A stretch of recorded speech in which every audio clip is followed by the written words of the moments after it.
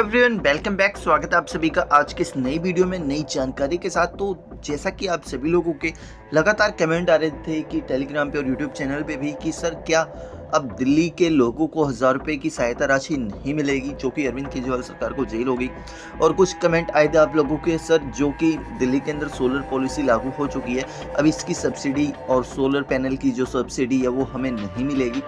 तो आज की वीडियो में देखिए आप लोगों को कंप्लीट इन्फॉर्मेशन देने वाला हूँ। जो भी आप लोगों के मन के अंदर डाउट है कि दिल्ली के महिलाओं को 1000 रुपये मिलेंगे या नहीं मिलेंगे, आज की वीडियो आप ये फुल देखिए, आप लोगों के सारे डाउट्स क्लियर होने वाले हैं। तो यहाँ पे आप लोगों को मैं अपडेट दे दूँ, आम आदमी पार्टी के 4 सबसे बड़े चेहरे, जी हाँ, केंद्रीय एजेंसी ईडी ने गिरफ्तार कर लिया है।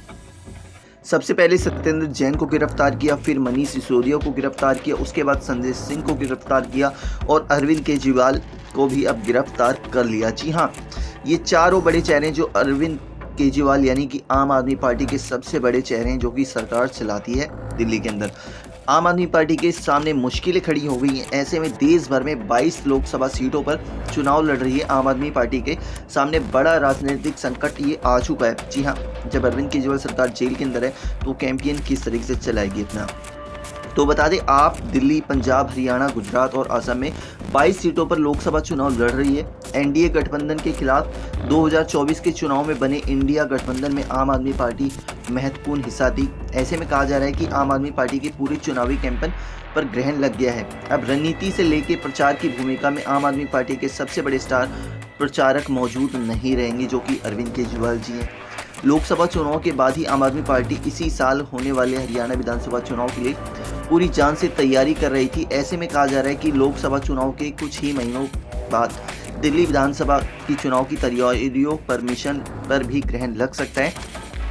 बता दें, दिल्ली के पूर्व मंत्री मनीष सिसोदिया को 1 साल से जमानत भी नहीं मिली है और अगर ऐसा ही अरविंद केजरीवाल के साथ हुआ तो संभव होता है कि दिल्ली विधानसभा चुनाव से भी उन्हें बाहर रहना पड़ सकता है। ऐसे में सवाल है कि आखिर दिल्ली की सरकार कैसे चलेगी।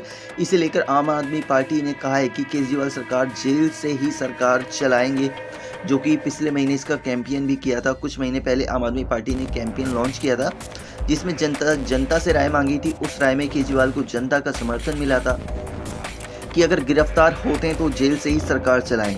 आम आदमी पार्टी का कहना है कि कानूनी रूप से जेल में रहकर भी केजरीवाल सरकार चला सकते हैं। केजरीवाल के पास फिलहाल कोई पोर्टफोलियो नहीं है। ऐसे में अदालत से मंजूरी मिलने के बाद ही वह जेल से कैबिनेट की मीटिंग और दस्तावेजों पर हस्ताक्षर कर पाएंगे।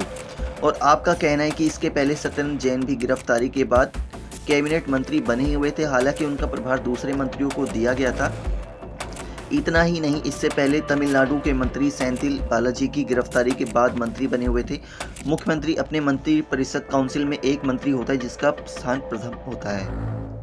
और हालांकि आम आदमी पार्टी को यह भी संभावना है कि यूनियन टेरिटरी होने के नाते राष्ट्रपति दिल्ली के उपराज्यपाल की सिफारिश पर कहीं अरविंद केजरीवाल को पद से मुक्त ना कर दे, जो कि आपको पता है अरविंद केजरीवाल के ऊपर LG-VK सक्सेना बैठे हुए हैं।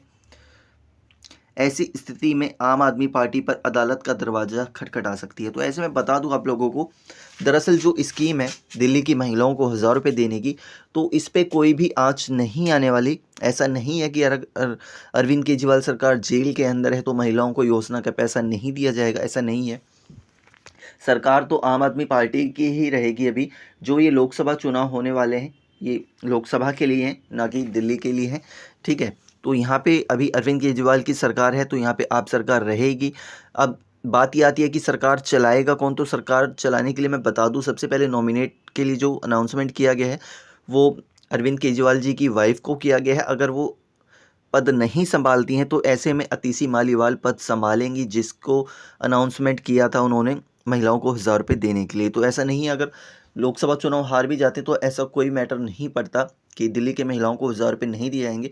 1000 रुपये मिलेंगे, वो फिक्स है, ठीक है, क्योंकि ये सरकार ने योजना लॉन्च कर दी है, बस इस पे काम चल रहा है। और दूसरी अपडेट जो है, जो सोलर पैनल के लिए अनाउंसमेंट किया गया है, तो उसमें भी कोई आंच नहीं आने वाली।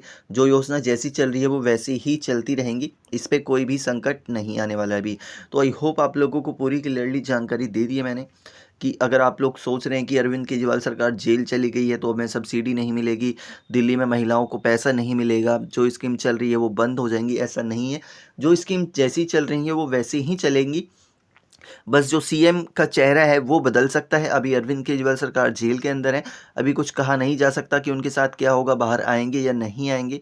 अब अगर अरविंद केजरीवाल सरकार जेल में रहेंगे तो फिर या तो स्वाति मालीवाल सीएम बन सकती हैं या तो फिर उनकी वाइफ बन सकती हैं। तो आई होप आप लोगों को पूरी क्लियरली जानकारी मिल चुकी होगी। एंड फिर भी कोई डाउट्स रह गया मन में तो आप बेझिझक कमेंट सेक्शन में कमेंट करके जानकारी ले सकते हैं। तो चलिए मिलेंगे नेक्स्ट अपडेट के साथ, नई जानकारी के साथ। वंदे मातरम, जय हिंद।